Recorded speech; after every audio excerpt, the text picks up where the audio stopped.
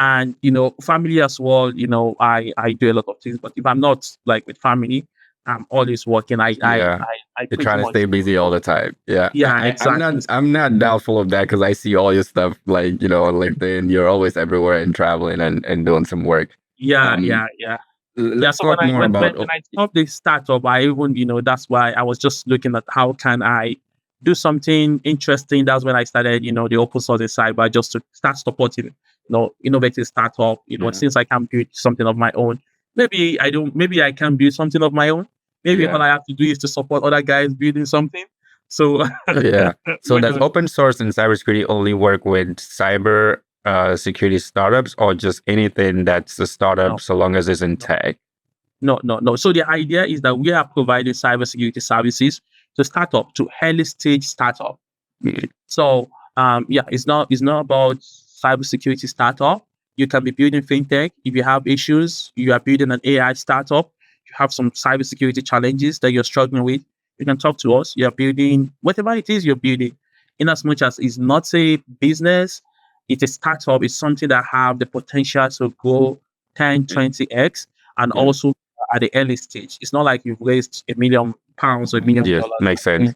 If you have raised if you raised a lot of money, you should be able to pay for those kind of services. Yeah. Except if you can prove to us that you have a very straight one way and you do not have enough funds to buy those services, we can Makes still sense. So in still case I support. do have some folks that are listening that are in that have startups right now and looking to use some of the services that you provide, mind you, as I said in the beginning, zero cost service, almost zero cost service, Yeah, right? So because so of you're pretty much everything. like doing this as a community effort. Yeah. How do they reach out to you? I mean, I know you have like the other platforms such as LinkedIn and stuff, but how do they reach Yeah, out to you as far as Yeah, open we have a source? website. We have a website, very easy to use. Founders apply, volunteers. If you're a founder, you can just apply as a founder, tell us what you're doing, schedule a call, we do a discovery call with you. You ask us questions, whatever you need. You just tell us what you need. You can say, oh, we are struggling with web application firewall, these things. We say, okay. And then we review with you. We give you all the options. This is what you can use. This is what you can use. These are paid services. These are free services that you can use. If you're going for free services, we will also give you support. Maybe you want to use an open source tool to do it. We can also give you support in terms of implementing it. Maybe you decide that, okay, I'm going to use open source. Yes, okay, you can create a virtual machine within your environment. We help you to deploy it. We help you test it, set it up, and then we hand it over to you. Do it. And if you have any talent, we can come in and just give support. And if it's just some advice that you need, we just want to understand how this works. We give you those advice as well. Based on what you need, we are able to provide those services for you pretty much. So it's just going to be an open conversation for you to have an expert that you can talk to and get those kind of advisory service and technical support as you require them.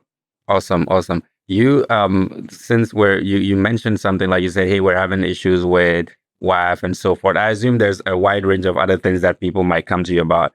Yeah, And one of the biggest things we do in most enterprises is phishing campaigns, right? Just to kind of see where we are. I yeah, read an article that you wrote on phishing, and I want to call out something you said in the last paragraph. Let me see if I can pull it up real quick. And I just want to hear what you mean by that. And if you can elaborate on it. You said it is up to your team to evaluate and decide if the phishing simulation is worth it or if there's a need to start planning for a more technology centric approach that allows users to freely work without employee security paranoia. I love that statement and I want to hear it from you if you can break it down yeah. for me. Yeah, I think I wrote that article about 2 years ago, whereby I was arguing for the fact that I don't believe in phishing campaigns. I think phishing campaigns makes your team to become paranoid, to become skeptical, to be slow. They are always wondering, Is this a phishing test again? Is it a phishing, email?" They are always scared. And I strongly believe that you should focus more on technological, solution to this, right?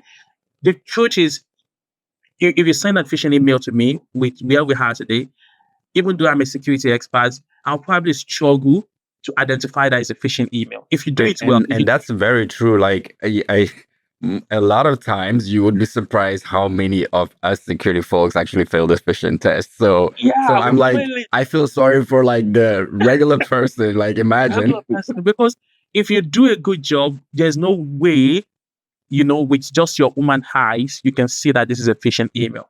there are some cues that you can actually follow. For example, if someone is saying that, oh, take this receipt, and you are not expecting any receipts, that way I know that no, this you are probably not talking to me, right? Yeah.